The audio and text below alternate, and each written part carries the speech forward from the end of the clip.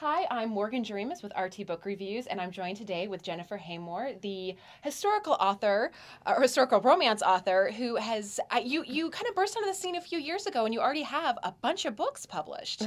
Yeah, I have four now. Four now, Hmm. so we can really look forward to some awesomeness coming from you.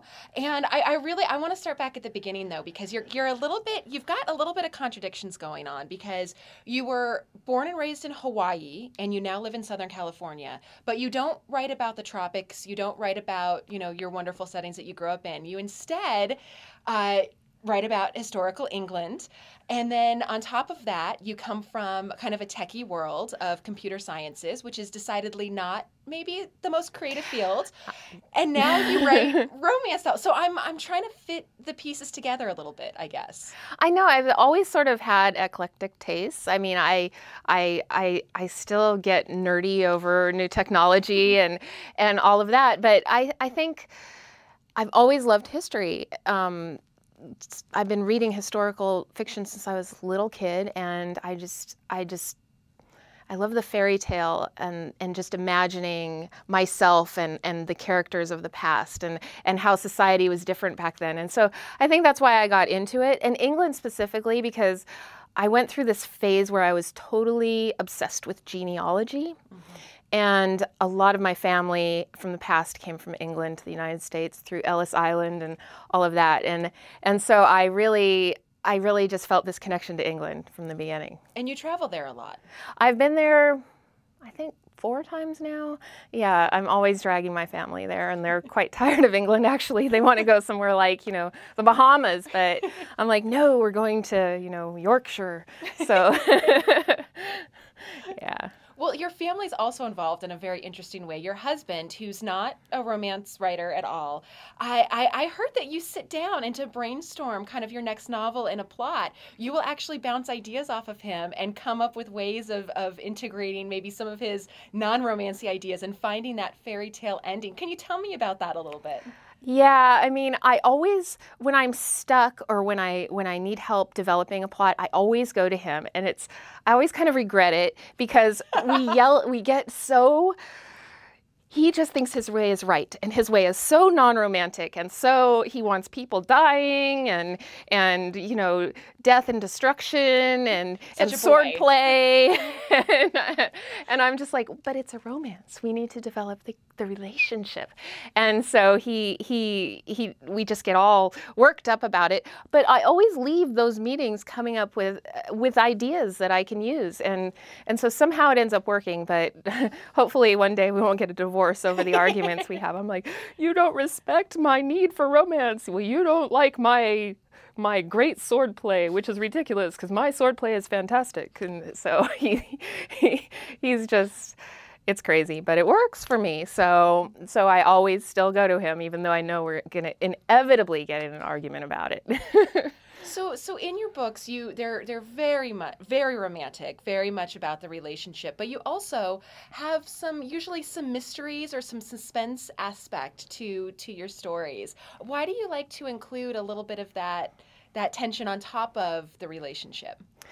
I like, one of my favorite things in the books that I read is conflict. And I am like a conflict junkie. The more conflict, the better. The more things that can go wrong must go wrong. And then I love, love, love when there's a happy ending that pulls it all together and everyone's happy.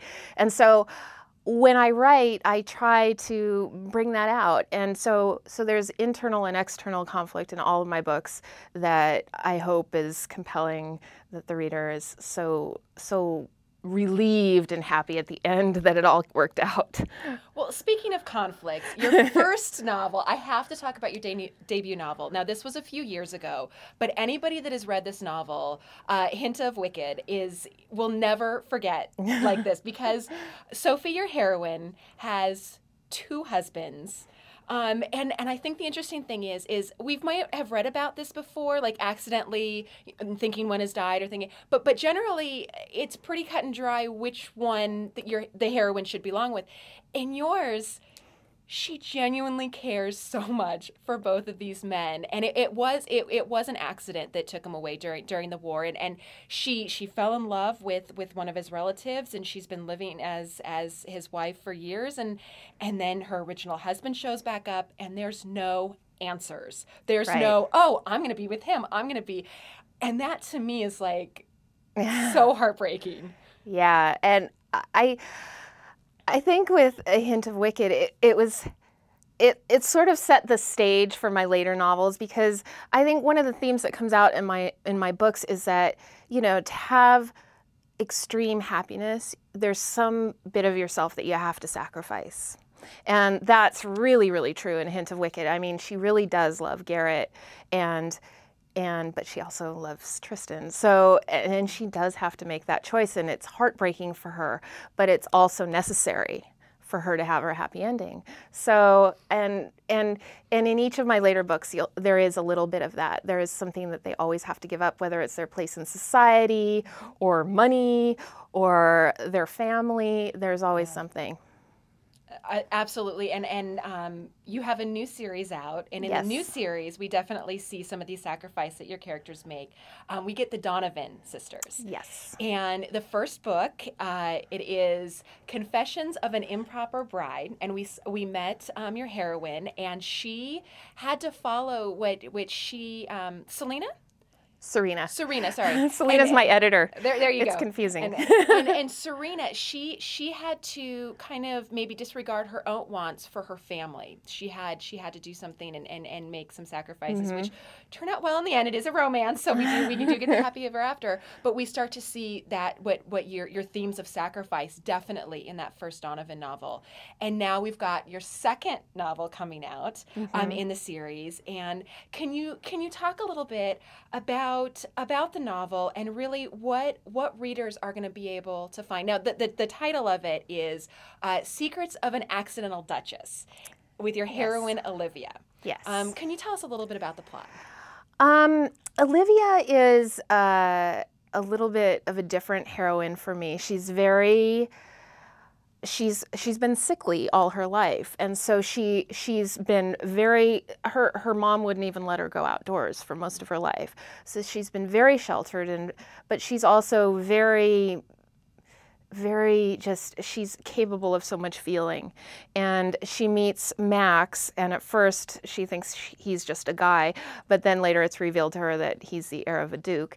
And I think it's for me, it's the most different book I've written. It's sort of a little, I think it's more calm than a lot of the books I've written, and it's very focused on the two main characters and how they end up together. And I think it's the most romantic book I've written to date, really, by far. I really like that. And I like that it's again, you have this knack for taking something and tweaking it, making it a little, making it unique and making it your own. And I think with your heroine, I think we're so used to, we're reading the urban fantasies where your heroine jumps out of a spaceship and chops people up. Yes. And you're reading which I love. Yeah, which I love too. And you have this sassy characters who stand up to everyone and are like the strongest and everything.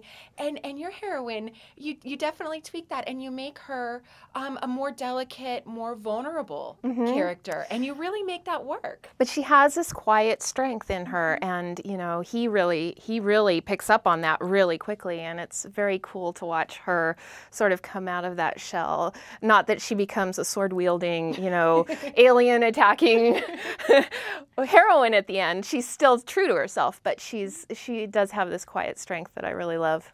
I think that's great. And there are all different kinds of strength, and there's all different kinds of characters that can really offer that support and that caring. And I love the romantic aspect of it. I love the two characters coming together and just fitting so well that you just know they belong together. Yeah, it's really, I will always have a special place in my heart for this book. It's just really, it just makes me go, every time I think about it. Well, I have a question a little bit personal for you. I know that you've just dealt with an illness and you're healthy and wonderful and awesome again, and you went through it. Did your own personal experience of being ill influence the way that you wrote Olivia at all? Yeah, isn't that interesting that I wrote about Olivia and her malaria and her constant sickness while I was going through the whole cancer thing? I do think it wasn't like I overtly decided to write a book about a character who's dealt with sickness, but I think it certainly was a subconscious thing that it ended up that way. Yeah. Excellent. So we are going to get maybe a little bit of realism. We're really going to feel for what she's going through and really kind of take it to heart, because there is some very realistic aspects of it. Yeah. I think it's really, there's a lot of sort of new emotions that I've experienced and new thoughts that have gone through my mind ever since I was diagnosed, and they're really hard to let go of. Like, once you experience something that could actually kill you, it just sort of reshapes your life into a different direction.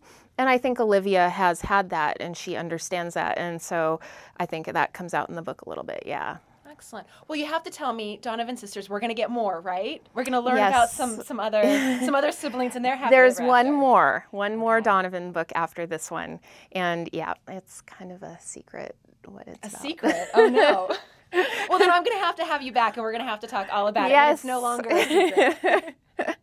Yeah, it's someone comes back from the dead. Oh, that's a huge hint, but Oh. Oh, fantastic. I know that our viewers on RT Book Reviews will not be able to wait for it. We are huge fans at the office. Oh, and thank you so much. We just absolutely love your work. And we're so happy that we're going to, get to have more and more of these great books and these great characters. Thank you so much for being with me today. Thank you so much for having me.